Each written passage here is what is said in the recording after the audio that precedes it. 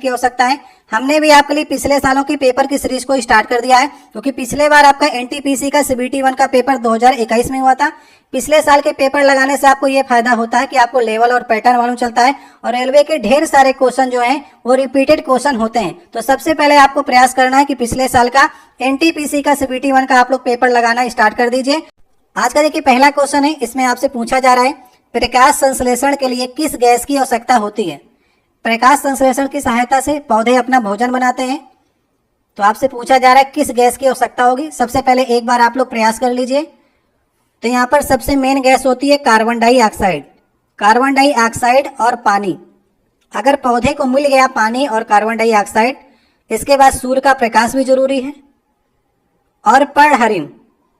अगर पौधे के पास ये दोनों चीजें हैं तो पौधा भोजन बना लेता है। क्या बनाता है? C6H12 और O6, इसे हम लोग ग्लूकोज कहते हैं। इसके बाद जो एक्स्ट्रा तत्व और बनते हैं वो पानी बनता है और ऑक्सीजन हमें प्राप्त होती है। तो पेड़ पौधे कार्बन डाइऑक्साइड को लेते हैं, उससे अपना भोजन बनाते हैं ग्लूकोज, और ऑक्सीजन जो निकलती है उसे हम प्राणी लोग लेते हैं।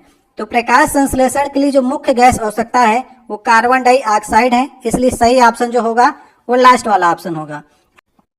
देखिए दूसरा क्वेश्चन है, अभी तक सबसे कम आयु वाले यूनिसेफ सद्भावना राजदूत का आपको नाम बताना है। तो ये 4 ऑप्शन दिए गए हैं। यूनिसेफ आप जानते हैं, यूनिसेफ का फुल फॉर्म होता है यूनाइटेड नेशन चिल्ड्रेन फंड, ठीक है, जिसकी स्थापना कब हुई थी? दिसंबर 1946 में हुई थी। और इसका हेडक्वार्टर कहाँ पर है? न्यूयॉर्क में इसका हेडक्वार्टर है, याद रखिएगा, ठीक है। तो सबसे कम आयु की आपसे पूछा गया है कि सद्भावना राजदूत कौन है, तो सही ऑप्शन होगा मिली बॉबी ब्राउन, ठीक है। ये ब्रिटिश अभिनेत्री हैं और 2018 में इन्हें जो है यूनिसेफ का सबसे कम उम्र वाला राजदूत बनाया गया था, इसलिए इंपॉर्टेंट क्वेश्चन है। तो इनकी 2004 की पैदाइश है और 2018 में बन गई थी, मतलब 14 साल की उम्र में ही यूनिसेफ की सद्भावना राजदूत बन गई हैं, इसलिए इंपॉर्टेंट क्वेश्चन है, इसे आप लोग याद रखिएगा। ये ब्रिटिश अभिनेत्री हैं। तो यूनिसेफ काम क्या करता है? यूनिसेफ बच्चों के लिए काम करता है, और मिली बॉबी ब्राउन जो थी वो बच्चों के अधिकार एवं युवाओं को प्रभावित करने वाले मुद्दे थे, उनको जागरूकता फैलाती थी, इसलिए इन्हें राजदूत बनाया गया था। नेक्स्ट देखिए तीसरा नंबर क्वेश्चन है, अकुशल श्रमिकों के प्रवास का निम्नलिखित में से क्या कारण है। तो जो अकुशल श्रमिक हैं उनके प्रवास मतलब होता है एक स्थान से दूसरे स्थान जाना, या विदेश जाना, या प्रदेश को छोड़ देना, समझ गए। तो अकुशल श्रमिक का क्या कारण है? देखिए ग्रामीण इलाकों में क्या होता है, कृषि ही एकमात्र रोजगार का साधन होती है ग्रामीण इलाकों में, और कृषि जो है सभी को रोजगार नहीं दे सकती है।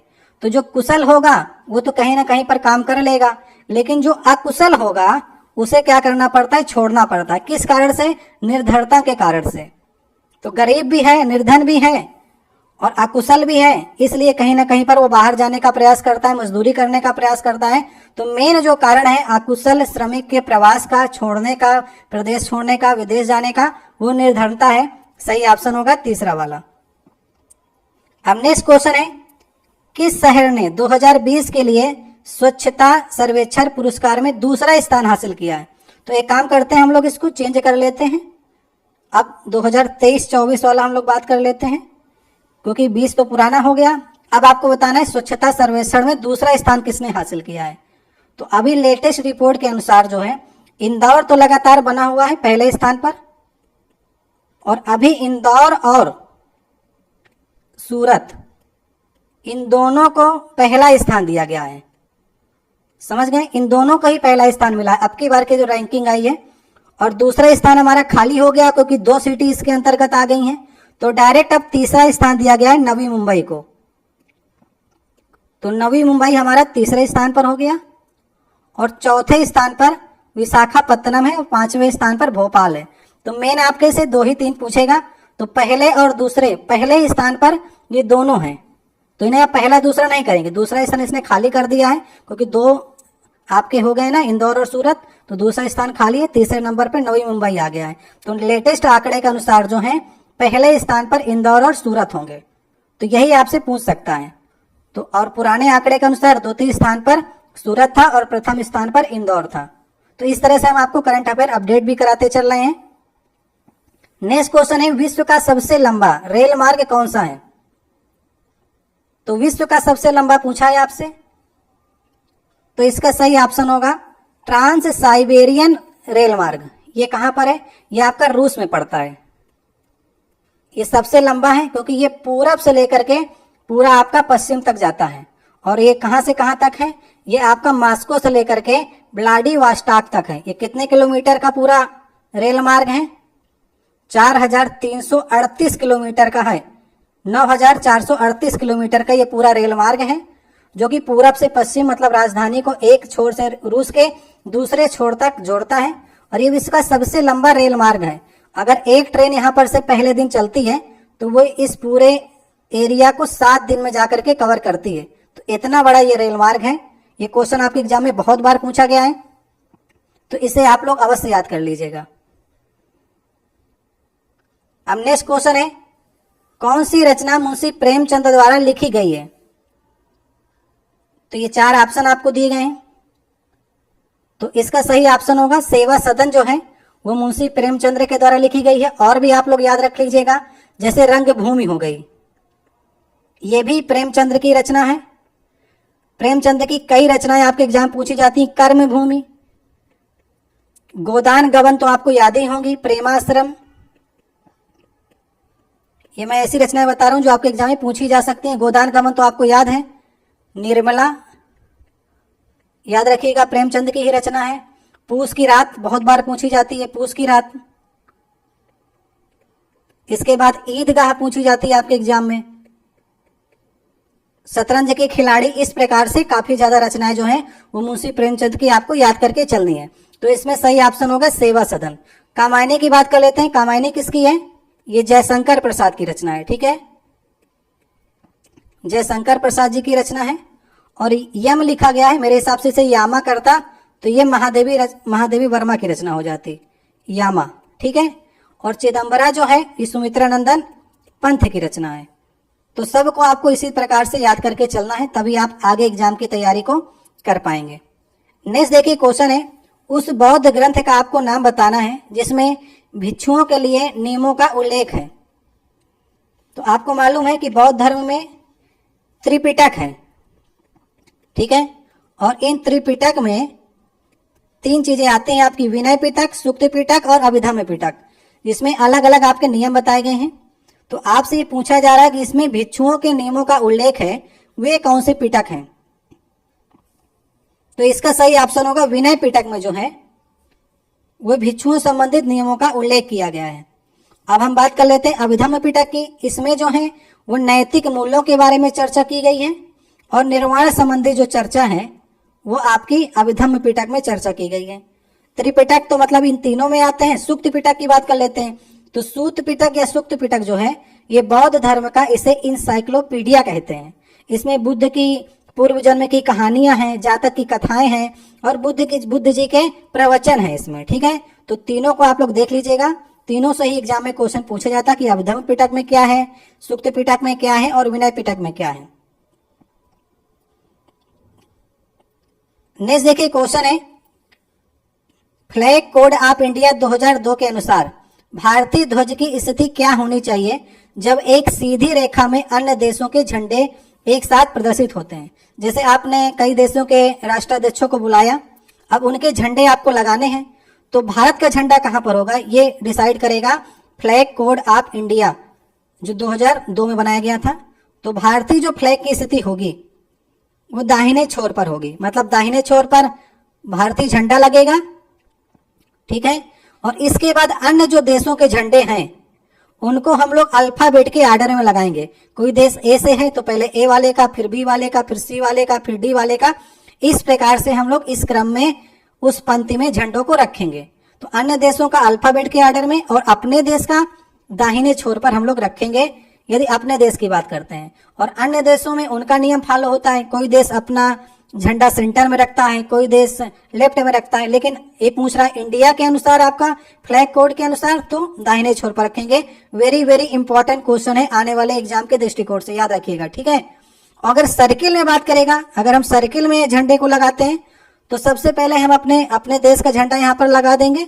और फिर क्लॉकवाइज डायरेक्शन में अन्य देशों के झंडे जो हैं उसे अल्फाबेट कर ऑर्डर में हम लोग लगाएंगे, ABCD इस प्रकार से। तो इसे भी आपको दो तरह से याद करके चलना है। तो ये क्वेश्चन आपके एग्जाम में रिपीट बहुत बार हुआ है, दाहिने छोर पर लगाते हैं। नेक्स्ट देखिए क्वेश्चन है, गति के 3 नियम इनमें से किसके द्वारा प्रतिपादित किए गए थे? तो गति के 3 नियम किसने दिए थे? न्यूटन ने दिए थे। लॉ ऑफ मोशन पहला, दूसरा, तीसरा। तो सही ऑप्शन होगा लास्ट वाला विकल्प। गैलीलियो ने क्या दिया था? गैलीलियो ने दूरदर्शी दिया था। और न्यूटन के प्रथम नियम को भी गैलीलियो का नियम भी कहते हैं। अरस्तु को जीव विज्ञान का जनक कहा जाता है और एडिसन ने बल्ब की खोज की थी। ठीक है, तो इस प्रकार से आप थोड़ा थोड़ा इनके बारे में जान लेंगे तो आने वाले एग्जाम के लिए आपके लिए सबसे बेहतर होगा। तो एक बार आप लोग सुबह 10 बजे आकर के इसको ट्राई कर लिया करिए कि आप इनमें से कितने क्वेश्चन को इस समय सही कर पा रहे हैं। वैसे वीडियो अपलोड हो जाएगा तो आप बढ़ा कर भी देख सकते हैं, लेकिन एक बार आप लोग प्रयास कर लिया करिए कि आप इन सामने जो क्वेश्चन आ रहे हैं उनमें आप क्वेश्चनों को सही कर पा रहे हैं कि नहीं। तो ये सीरीज आपकी लगातार चलेगी, हम चलाने का प्रयास कर रहे हैं कि मंडे टू आपका फ्राइडे तक ये 5 दिन लगभग सप्ताह में आपको ये सीरीज देने का प्रयास करें, जिसमें रेलवे संबंधित आपके क्वेश्चन पूछे जाएंगे। तो 1920 के दशक में झांसी में सतार नदी के पास किस प्रसिद्ध क्रांतिकारी ने पंडित हरिशंकर ब्रह्मचारी उपनाम से इस्तेमाल करते हुए शिविर की स्थापना किया था? तो इसका सही ऑप्शन होगा चंद्रशेखर आजाद। चंद्रशेखर आजाद ने 1920 के समय जो है झांसी के पास हनुमान मंदिर में, ठीक है, हनुमान मंदिर में ये पंडित हरिशंकर ब्रह्मचारी के नाम से रहा करते थे अंग्रेजों से बचने के लिए, क्योंकि उनको गिरफ्तार करने के लिए लगातार ढूंढा जा रहा था। तो ये भेष बदल करके वहां पर रह रहे थे और अपनी गतिविधियां, अपनी प्लानिंग जो है यही मंदिर से बनाते थे। तो वहां पर नाम चेंज किया था पंडित हरिशंकर ब्रह्मचारी। किसने चेंज किया था? चंद्रशेखर आजाद ने। इंपॉर्टेंट क्वेश्चन है, इसे आप लोग अवश्य ध्यान में रखिएगा। नेक्स्ट क्वेश्चन है, एक्सेल में वह कौन सी फंक्शन की है जो एडिट मोड में जाने पर मदद करती है? तो एक्सेल जो लोग जानते होंगे, जो लोग चलाए होंगे, तो फंक्शन की कितनी संख्या होती है? फंक्शन की टोटल 12 उनकी संख्याएं होती हैं। ठीक है, तो अलग अलग उनके काम होते हैं। तो एक बार आप लोग फंक्शन की जो है इसे देख लीजिएगा कि इसमें जो है F1 के क्या काम है, F2 के क्या काम है, F3 के क्या काम है। तो आपसे पूछ रहा है एडिट मोड के लिए ना, तो एडिट मोड के लिए F2 होता है। किसी फाइल को आपको एडिट करना है, एक्टिव सेल को, उस समय तो आपको अगर F2 दबा देंगे तो एडिट आप उसे कर सकते हैं। और अगर हम बात करें F3 की, तो F3 का काम होता है पेस्ट, जो फार्मूला होता है उसको पेस्ट करने का काम जो होता है F3 का होता है। F7 का काम क्या होता है? जो स्पेलिंग चेकिंग होती है उसका काम होता है F7 का करने का। F5 जो होता है वो गो टू डायलॉग्स बॉक्स जो होता है वो F5 का कार्य होता है। तो आप लोग सभी को एक बार F1 से लेकर के F12 की लिस्ट देख लीजिएगा, उससे आने वाले एग्जाम के लिए इंपॉर्टेंट होगा। लेकिन ये F2 जो है ये बहुत बार आपके एग्जाम में पूछा भी गया है, यही क्वेश्चन रिपीट होता है। एडिट मोड पर जाने में कौन मदद करता है? तो F2। ठीक है, इसको तो आप लोग कम से कम दिमाग पर रखिएगा। ये अब नेक्स्ट देखिए, हमारा 12 नंबर क्वेश्चन है, असम में सबसे पहला तेल का कुआं कहां पर खोजा गया था? तो इसका सही ऑप्शन होगा डिगबोई में खोजा गया था। सूरमा घाटी से 1890 के आसपास सबसे पहले तेल का कुआं खोजा गया और 1904 में यहां पर तेल शोधक कारखाना भी लगा दिया गया। तो वहां पर तेल निकलेगा भी और वहां पर से शोध करके हम अन्य जगहों पर भेज देंगे। भारत में लगभग 3 जगह पर हम लोग तेल निकालते हैं। एक तो आपका सूरमा घाटी डिगबोई से निकालते हैं, दूसरा आपका गुजरात से निकालते हैं, गुजरात अलंकेश्वर गुजरात से निकालते हैं, और तीसरा बॉम्बे हाई मुंबई से निकालते हैं। 3 जगह से हम लोग तेल को निकालते हैं, जितना भी तेल निकलता है। इसके बाद तेल शोधक कारखाने तो ढेर सारे भारत के पास हैं, वहां पर तेल को शुद्ध किया जाता है, रिफाइन किया जाता है। तो सही ऑप्शन होगा असम का सबसे पहला तेल का कुआं डिगबोई होगा। किस घाटी से निकाला गया था? सूरमा घाटी से। नेक्स्ट देखिए, हमारा 13 नंबर क्वेश्चन है, इसमें आपसे पूछा जा रहा है भारतीय रेलवे के हाल ही में जोड़े गए 17वें जोन का नाम आपको बताना है। तो 17वां जोन जो है, अभी तो देखिए 18 जोन हो गए हैं, ठीक है, एक और जोन हो गया, इसे अपडेट कर लीजिएगा आप लोग। 17वां जोन आपसे पूछा गया था, तो कोलकाता मेट्रो जो है 17वां जोन था। अभी 18वां जोन जो है वो आपका दक्षिण तटीय रेलवे जो है ये 18वां जोन बन गया है और इसका हेडक्वार्टर कहां पर है? विशाखापट्टनम में है, याद रखिएगा। और आप कमेंट बॉक्स में ये लिखिएगा कि कोलकाता मेट्रो कब चलाई गई थी। कोलकाता मेट्रो की स्टार्ट कब हुई थी, आप लोग कमेंट बॉक्स में लिख सकते हैं। और देखिए जोन हमारे 18 है, लेकिन भर्ती बोर्ड जो है, जो रेलवे भर्ती करता है, वो 21 भर्ती बोर्डों से आपकी वैकेंसी आती है। तो भर्ती बोर्ड 21 है, जोन हमारे 18 है, डिवीजन हमारे 70 है। और कमेंट बॉक्स में लिखिएगा कोलकाता मेट्रो की शुरुआत कब की गई थी, किसे आप लोग कमेंट बॉक्स में बता सकते हैं। ठीक है, तो 17वां आपने याद कर लिया कोलकाता था, 18वां हो गया हमारा दक्षिण तटीय रेलवे, जिसका हेडक्वार्टर है विशाखापत्तनम में। नेक्स्ट देखिए हमारा क्वेश्चन है, निम्नलिखित में से किस धरोहर स्थल में वास्तुकला की द्राविड़ी स्थापत्य शैली है। ये हमारा 14 नंबर क्वेश्चन होगा। तो अगर हम स्थापत्य कला की बात करेंगे तो भारत में 3 प्रकार के मंदिर पाए जाते हैं। तो ऊपर से लेते हुए चलते हैं तो हिमालय से लेकर के विंध्य तक का जो क्षेत्र है, यहाँ पर जो मंदिर बनते हैं वो नागर श्रेणी में बनते हैं। और इसके बाद विंध्य से लेकर के कृष्णा नदी के तक जो मंदिर हैं आपके, वे आपके वेसर शैली में बनते हैं। और कृष्णा नदी के नीचे दक्षिण के जितने आपके मंदिर हैं वे आपके द्राविड़ी स्थापत्य कला बनते हैं। ठीक है, इस प्रकार से मंदिरों का निर्माण भारत में किया जाता था। तो आपसे पूछा जा रहा है इसमें से कौन सा मंदिर जो है द्राविड़ स्थापत्य कला की शैली पर है, तो सही ऑप्शन होगा हम्पी।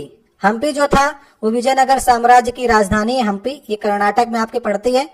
तुंगभद्रा नदी के तट पर इसे बनाया गया था, पल्लवों ने इसे बनाया था। कर्नाटक के मंदिर हो गए, आंध्रा के, तमिलनाडु के, ये सभी आपके द्राविड़ स्थापत्य कला के ही मंदिर आपके जाने जाते हैं। ठीक है, दक्षिण के मंदिर ज्यादातर आपको द्राविड़ कला के ही माने जाएंगे। अब आप लोग कमेंट बॉक्स में ये बताइएगा, अभी जो आपका राम मंदिर बना है वो किस स्थापत्य कला में बना है, कमेंट बॉक्स में बताइएगा। ये 3 ऑप्शन आपको दे रहे हैं, नागर शैली, वेसर शैली, द्राविड़ शैली। तो राम मंदिर जो बना है वो किस शैली में बना है, इसे आप लोग कमेंट बॉक्स में बताने का प्रयास करिएगा, आपके एग्जाम में क्वेश्चन पूछा जा सकता है। अब नेक्स्ट देखिए हमारा 15 नंबर क्वेश्चन है, लिटमस विलियन किससे प्राप्त होता है। तो लिटमस विलियन जो है ये लाइकेन से प्राप्त होता है। और लाइकेन से आपके ढेर सारे क्वेश्चन आपके एग्जाम में पूछे जाते हैं, और लिटमस विलियन से भी ढेर सारे क्वेश्चन पूछे जाते हैं। तो सबसे पहले उनको एक एक करके देख लेते हैं। सबसे पहले आपके एग्जाम में क्वेश्चन पूछा जाता है ये कि लिटमस विलियन का रंग कैसा होता है एक्चुअल में। तो एक्चुअल में ये बैगनी रंग का होता है। ठीक है, एक क्वेश्चन आपका यहां पर तैयार हो गया। अब जब लिटमस विलियन जो होता है वो एसिड और बेस को डिसाइड करता है, तो बेस को ब्लू कर देता है, बेस को ब्लू कर देता है, और एसिड डाल देंगे तो इसका रंग जो हो जाएगा वो रेड हो जाएगा। ठीक है, अगर एसिड है तो इसका रंग जो है रेड हो जाएगा, और बेस डालेंगे तो इसका रंग ब्लू हो जाएगा। एक्चुअल में इसका रंग जो है बैगनी रंग का होता है। और किससे प्राप्त होता है, लाइकेन से प्राप्त होता है। और लाइकेन के बारे में आपके एग्जाम में क्वेश्चन पूछा जाता है। लाइकेन जो है आपका ये कवक और शैवाल से मिलकर के बनता है। कवक और शैवाल जो है ये सहजीवी के रूप में काम करते हैं। ठीक है, तो कवक का काम क्या होता है, जैसे जल हो गया, खनिज हो गया, लवण हो गया, विटामिन हो गया, ये सब कवक देता है। क्योंकि कवक जो है भोजन नहीं बना सकता, इसके पास पर्णहरिम नहीं होता है। तो शैवाल क्या करता है, खाना बनाने का काम करता है, प्रकाश संश्लेषण में इसके पास पर्णहरिम होता है। तो ये दोनों सहजीवी के रूप में होते हैं, एक दूसरे को नुकसान नहीं पहुंचाते हैं। तो लाइकेन जो है कवक और शैवाल का एक मिश्रण है। ठीक है, और लाइकेन के अध्ययन को क्या कहते हैं, लाइकेनोलॉजी कहते हैं। और एक एग्जाम में आपके और क्वेश्चन पूछा जाता है कि वायु प्रदूषण का जो है संकेतक भी लाइकेन है। जिस जगह पर वायु प्रदूषित होगी वहां पर लाइकेन नहीं उगेगा। तो अगर लाइकेन है उस जगह पर तो समझ लीजिएगा वायु प्रदूषित नहीं है। अगर लाइकेन वहां पर से गायब हो गए हैं तो इसका मतलब वहां की वायु जो है प्रदूषित हो गई है, वहां पर लाइकेन पैदा नहीं होंगे। तो इस प्रकार से क्वेश्चन आपके एग्जाम में कई प्रकार से घुमा करके पूछे जाते हैं। नेक्स्ट देखिए 16 नंबर क्वेश्चन है, कोबाल का पूर्ण रूप क्या है। तो कोबाल आप जानते हैं हाई लेवल लैंग्वेज में आती है। हाई लेवल लैंग्वेज में कोबाल हो गई आपके, फोर्ट्रान हो गई, बेसिक हो गई, पास्कल हो गई, इस प्रकार कई लैंग्वेज होती हैं। तो अभी आपसे इसका फुल फॉर्म पूछ रहा है, तो सही ऑप्शन होगा इसका लास्ट वाला, कॉमन बिजनेस ओरिएंटेड लैंग्वेज। ठीक है, देख लीजिए फुल फॉर्म इसका, इसे तो आपको याद करना ही पड़ेगा। तो कंप्यूटर से भी 2-3 क्वेश्चनों के लिए तैयार हो जाइएगा, इसलिए आपको पिछले साल के पेपर कराए जाते हैं। भारत के पहले सफल परमाणु परीक्षण का कोड नाम क्या था। तो पहला कब हुआ था? 18 मई 1974 को हमारा पहला परीक्षण किया गया था। कहां पर किया गया था? पोखरण में किया गया था। ठीक है, तो पहला वाला हमारा 1974 में किया गया और दूसरा वाला 24 साल बाद 13 मई 1998 में। तो पहले वाले का नाम हमने रखा था स्माइलिंग बुद्धा। आपसे यही पूछा जा रहा है कि पहले परमाणु परीक्षण का नाम जो था वो स्माइलिंग बुद्धा था और दूसरे वाले को हमने नाम दिया था शक्ति 98 नाम दिया था, या फिर ऑपरेशन शक्ति भी कह सकते हैं इसे। तो दूसरे वाले का पूछे तो ऑपरेशन शक्ति या फिर शक्ति 98, और पहले वाले का नाम रखा गया था स्माइलिंग बुद्धा। तो पहले वाला यही पूछा जाता है किस प्रधानमंत्री कार्यकाल में हुआ था? तो पहला वाला इंदिरा गांधी के कार्यकाल में हुआ था और दूसरा वाला अटल बिहारी वाजपेयी जी के कार्यकाल में हुआ था। और ये भी आपके एग्जाम में क्वेश्चन पूछा जाता है कि पहला हमने किस थ्योरी पर किया था? तो पहला हमने प्लूटोनिक पर किया था, प्लूटोनियम पर किया था। ठीक है, परमाणु परीक्षण। और दूसरा वाला हमने यूरेनियम पर किया था। इसे भी आप लोग एक बार दिमाग में डाल लीजिएगा, इससे आने वाले एग्जाम में क्वेश्चन आएंगे आपके पहले और दूसरे दोनों से। तो हमने पहला बता दिया आपका 1974 में और दूसरा वाला 1998 में हुआ था। नेक्स्ट देखिए क्वेश्चन है, इंडियन हाई स्कूल के छात्र की एक टीम द्वारा निर्मित पहले उपग्रह का नाम आपको बताना है जिसे नासा के द्वारा लॉन्च किया गया था। तो ये क्वेश्चन इंपॉर्टेंट है क्योंकि इसे नासा ने लॉन्च किया है और इसका वजन जो था वो 60 ग्राम था। इसलिए एग्जाम में क्वेश्चन आपके बार बार पूछा जाता है और ये 3D टेक्निक से बनाया गया था। तो इसका नाम रखा गया था कलाम सेट। एपीजे अब्दुल कलाम के नाम पर इसका नाम जो है कलाम सेट रखा गया। वजन था 64 ग्राम, 3D टेक्निक से बनाया गया था और नासा ने इसे लॉन्च किया था। तो सही ऑप्शन हो जाएगा पहला वाला। ये बार बार आपके एग्जाम में क्वेश्चन पूछा जाएगा। नेक्स्ट क्वेश्चन है, महात्मा गांधी ने राजनीति में किसको अपना गुरु माना था? ये तो बहुत बार रिपीट क्वेश्चन है और सबके दिमाग में क्वेश्चन होता है। गोपाल कृष्ण गोखले को अपना राजनीतिक गुरु माना था। और आपके एग्जाम में एक क्वेश्चन और बनता है कि गोपाल कृष्ण गोखले के गुरु कौन थे? तो गोपाल कृष्ण गोखले गुरु थे एमजी रनाडे। इसे याद कर लीजिएगा आप लोग। तो गांधी जी सबसे पहले जब आए थे भारत में 9 जनवरी 1915 को, तो डायरेक्ट ये आंदोलन करना चाहते थे। तो उस समय गोपाल कृष्ण गोखले ने उन्हें समझाया कि सबसे पहले आप भारत को जानिए, क्योंकि अभी तक आप साउथ अफ्रीका में रहे, वहां पर आंदोलन किए, तो वहां की जनता और यहाँ की जनता में डिफरेंस है। पहले यहाँ के मुद्दे जानिए, पहले घूमिए, आश्रम बनाइए, वहां पर रहें, फिर साबरमती आश्रम में। तो गोपाल कृष्ण गोखले जो थे वो गांधी जी के राजनीतिक गुरु थे। तो सही ऑप्शन हमारा इसमें से तीसरा वाला हो जाएगा। नेक्स्ट देखिए क्वेश्चन है, 2019 में मानव विकास सूचकांक में भारत की रैंकिंग क्या थी? अभी हम लोग इसको चेंज कर देते हैं ना, 2019 क्यों हम लोग जानेंगे? हम लोग जानते हैं 2023 और 24 की रैंकिंग जानते हैं, क्योंकि हमको आपको जो करंट अफेयर है उसको अपडेट करके बतानी है, जितनी अपडेट हो सकती है। तो अभी की रैंकिंग आप लोग बताइए कि मानव विकास सूचकांक में भारत की रैंकिंग कितनी है? तो अभी लेटेस्ट रैंकिंग जो है 134 नंबर पर भारत है और उस समय 2019 में जो था भारत 129वें स्थान पर था। तो 193 देशों में भारत की रैंकिंग जो है मानव विकास सूचकांक में वो 134वें स्थान पर है। समझ गए? अगर हम शीर्ष देश की बात करेंगे तो स्विट्जरलैंड जो है वो पहले स्थान पर है। ठीक है, मानव विकास सूचकांक 1990 के दशक में पाक अर्थशास्त्री थे महबूबुल हक, जिन्होंने इसका निर्माण किया था यूएनडीपी के द्वारा। और इसमें 3 चीजें मेन रूप से देखी जाती हैं। तो मानव विकास सूचकांक में 3 चीजें हैं आपकी, जीवन प्रत्याशा, शिक्षा और प्रति व्यक्ति आय। जिस देश की जीवन प्रत्याशा, शिक्षा और प्रति व्यक्ति आय अच्छी है उसकी रैंकिंग उतनी बेहतर होती है। ठीक है, तो भारत की रैंकिंग अभी इसमें ज्यादा अच्छी नहीं, क्योंकि 193 देशों में 134वां स्थान मिला है लेटेस्ट रैंकिंग के अनुसार। कमेंट बॉक्स में आप लोग ये बताइएगा कि 2024 में विश्व खुशहाली रिपोर्ट आई है ना, उसमें भारत की रैंकिंग कितनी है? विश्व खुशहाली रिपोर्ट में भारत की रैंकिंग आप लोग कमेंट बॉक्स में बताइएगा। नेक्स्ट वाले पेपर में आ भी सकता है। तो ये 2019 का आंकड़ा था, मैंने आपको अपडेट करके बता दिया है। अब नेक्स्ट क्वेश्चन देखिए हमारा है, भारत में किस राज्य में उर्वरक की सबसे अधिक खपत होती है? ये हमारा 21 नंबर क्वेश्चन होगा आज का।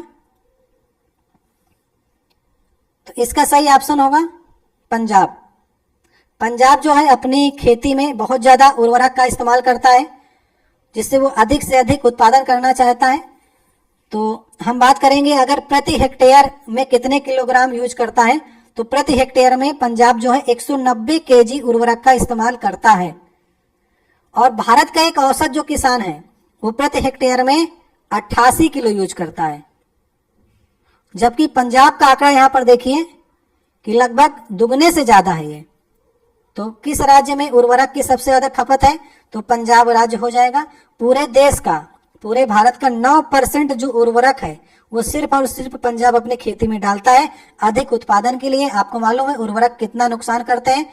जैविक कृषि से हम लोग क्या कर सकते हैं, इससे उत्पादन कम होता है, लेकिन हमारे शरीर के लिए जैविक कृषि काफी बढ़िया होती है। उससे आपको इतना नहीं मिलेगा कि 5 कुंटल 6 कुंटल 7 कुंटल, लेकिन इतना मिलेगा कि आपका शरीर रहेगा। और उर्वरक डालने से उत्पादन बढ़ जाता है, लेकिन आगे भविष्य के लिए काफी खतरनाक है। तो इस समय पंजाब जो है वो काफी ज्यादा उर्वरक जो है इस्तेमाल करता है। कंप्यूटर का जनक किसे माना जाता है, 22 नंबर क्वेश्चन है ये। तो कंप्यूटर का जनक हम लोग मानते हैं चार्ल्स बेबेज को, ठीक है। तो चार्ल्स बेबेज ने 1837 में एनालिटिकल इंजन की खोज की थी, ठीक है। तो एनालिटिकल इंजन जो था वही मेन रूप अदा करता है कंप्यूटर के चलने में। तो एनालिटिकल इंजन भी आपके एग्जाम पूछता है किसने खोज की है, तो चार्ल्स बेबेज, इसीलिए इन्हें जो है कंप्यूटर का जनक माना जाता है। लंदन के निवासी थे ये। अब देखिए नेक्स्ट हमारा 23 नंबर क्वेश्चन है, नोबेल पुरस्कार विजेता कैलाश सत्यार्थी इनमें से किस संगठन से जुड़े हैं। तो नोबेल प्राइज कब मिला था कैलाश सत्यार्थी को, ये एग्जाम में क्वेश्चन पूछा जाता है। तो 2014 मिला था। और क्वेश्चन आता है कैलाश सत्यार्थी को किसके साथ मिला था, तो पाकिस्तान की मलाला यूसुफजई जो थी उनके साथ में कैलाश सत्यार्थी को मिला था। तो मलाला यूसुफजई को नारी शिक्षा के लिए मिला था और कैलाश सत्यार्थी को बचपन बचाओ आंदोलन के लिए मिला था। तो सही ऑप्शन होगा हमारा इसका पहला वाला ऑप्शन। 24 नंबर क्वेश्चन है, किस स्थान को nursery of the Bengal army कहा जाता है। तो nursery of the Bengal army का मतलब यह है कि ईस्ट इंडिया कंपनी जो थी अपने यहाँ जो भर्ती करती थी वो ज्यादातर जो है अवध के क्षेत्र से भर्ती करती थी, जहां पर ब्राह्मण क्षत्रिय भूमिहार जितने थे वहां पर से अवध के क्षेत्र से भर्ती करते थे ईस्ट इंडिया कंपनी अपने कंपनी के अंदर। तो nursery of the Bengal army, जो बंगाल की आर्मी बनाई थी ईस्ट इंडिया कंपनी ने, वो अवध के क्षेत्र से लेकर के बनाई थी। तो हम लोग nursery of the Bengal army किसको कहते हैं, अवध को कहते हैं। ये आपका उत्तर प्रदेश का क्षेत्र आपका आता है। अब नेक्स्ट क्वेश्चन देखिए 25 नंबर क्वेश्चन है, इसमें से किस भारतीय राज्य में पवन ऊर्जा उत्पादन सबसे अधिक है। अभी आंकड़ा चेंज हो गया है, ठीक है। ये 2021 का 22 का आंकड़ा था, अभी आंकड़ा चेंज हो गया है। अभी पहले आप इसके इन चारों ऑप्शन के अनुसार जो है वो तो सही होगा हमेशा ही, क्योंकि इसमें ये ऑप्शन दिया ही नहीं गया है। तो भारतीय राज्य जो है पवन ऊर्जा में सबसे ज्यादा है तमिलनाडु। अभी आंकड़ा चेंज हो गया, अब गुजरात पहले नंबर पर आ गया है पवन ऊर्जा में। दूसरे नंबर पर तमिलनाडु चल रहा है, इन दोनों में टक्कर है अभी। तो हर साल आप लोग इनके आंकड़े देखते जाइएगा, ऊपर नीचे दोनों हो सकते हैं। तीसरे नंबर पर भी कर्नाटक चल रहा है पवन ऊर्जा उत्पादन में। चौथे नंबर पर राजस्थान है, ठीक है। तो लेटेस्ट आंकड़ा जो है गुजरात इस समय पहले स्थान पर चल रहा है। अगर हम दुनिया की बात करेंगे तो दुनिया में भारत का स्थान कौन सा है, चौथे स्थान पर भारत आता है पवन ऊर्जा से ऊर्जा उत्पादन करने के क्षेत्र में। तो पहले नंबर पर चीन है, दूसरे नंबर पर यूएसए है, तीसरे नंबर पर जर्मनी है और चौथे नंबर पर भारत आता है विश्व में, ठीक है। तो इस प्रकार से अपडेट आप लोग करंट अफेयर में हो जाइएगा।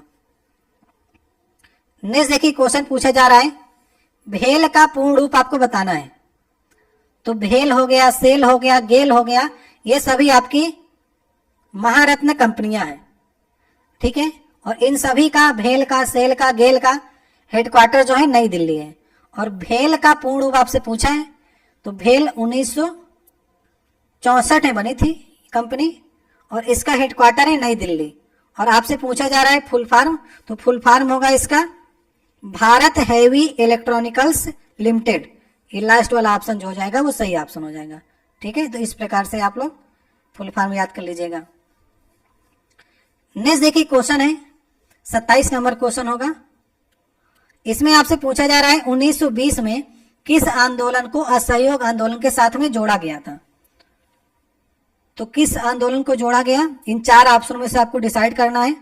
तो सही ऑप्शन होगा खिलाफत आंदोलन। ठीक है, खिलाफत आंदोलन जो था वो मोहम्मद अली और शौकत अली ने 1919 में स्टार्ट किया था। तो इससे मुस्लिम भी साथ में आ गए गांधी जी के, और हिंदुओं का मैटर तो चल ही रहा था, क्योंकि जलियांवाला बाग कांड हो गया था 13 अप्रैल 1919 को जलियांवाला बाग कांड हो गया। तो इससे हिंदू एकता एक साथ आ गई। और खिलाफत आंदोलन जो था वो अंग्रेजों के द्वारा जो था टर्की के खलीफा को अपदस्थ कर दिया गया था, इससे मुस्लिम नाराज हो गए थे, तो उन्होंने खिलाफत आंदोलन स्टार्ट कर दिया। तो यहाँ पर खिलाफत आंदोलन और जलियांवाला बाग कांड और 19 मार्च 1919 को रोलेक्ट एक्ट भी आ गया था। तो इन तीनों के विरोध के साथ में असहयोग आंदोलन गांधी जी का काफी सक्सेसफुल रहा था। तो खिलाफत आंदोलन को जोड़ लिया गया था असहयोग आंदोलन के साथ में। नेक्स्ट देखिए क्वेश्चन है, वह क्षेत्र जहां किसान केवल सब्जियों में विशेषता रखते हैं, इस प्रकार की खेती क्या कहलाती है। तो जहां पर सब्जियों में विशेषता रखेंगे वहां पर आप लोग ये बात ध्यान रखिएगा, उसे कहेंगे ट्रक फार्मिंग। इसकी शुरुआत अमेरिका यूएसए से हुई थी, क्योंकि अमेरिका में जहां पर सब्जियों का उत्पादन होता था वहां पर लाइन से ट्रक लगे होते थे। ठीक है, क्योंकि सब्जियां जैसे आपके निकलेंगी खेत से तो डायरेक्ट ट्रक में जाएंगी और ट्रक रात भर की यात्रा करेंगे और सुबह मंडी में पहुंचा देंगे सब्जी। तो नगरों में सब्जियों की मांग बढ़ने के कारण जो है ट्रक फार्मिंग तेजी से बढ़ी है। तो ट्रक एक रात में पूरी सब्जियां ताजी जो है वो सुबह पहुंचा देते हैं। तो इससे आपका ट्रक फार्मिंग इस तरह से आप याद कर सकते हैं। सहकारी कृषि यहाँ पर लिखा गया है। तो कृषि संबंधी कार्य जो है लोग एक साथ मिलकर जब करते हैं तो उसे सहकारी कृषि कहते हैं। मिश्रित खेती आपके एग्जाम में बहुत बार पूछी जाती है। तो एक से अधिक अगर फसल आप कर रहे हैं तो उसमें मिश्रित खेती मानी जाएगी, या फिर खेती के साथ अगर आप पशुपालन भी कर रहे हैं तो ये भी आपका मिश्रित खेती के अंतर्गत आता है। तो ये क्वेश्चन मिश्रित खेती पहले आपके एग्जाम में बहुत बार पूछा गया है। नेक्स्ट देखिए 29 नंबर क्वेश्चन है, 27 अगस्त 1947 को संविधान सभा की बहस में किसने कहा था कि मेरा मानना है कि अलग निर्वाचन क्षेत्र अल्पसंख्यकों के लिए आत्मघाती होंगे। तो अलग निर्वाचन क्षेत्र अल्पसंख्यकों के लिए आत्मघाती होंगे, ये कथन था आपका गोविंद वल्लभ पंत का। ठीक है, इसे तो आपको याद करना पड़ेगा। नेक्स्ट देखिए क्वेश्चन है 30 नंबर क्वेश्चन होगा। ये आपका साइंस से क्वेश्चन है, 14 kg द्रव्यमान और 28 मीटर पर सेकंड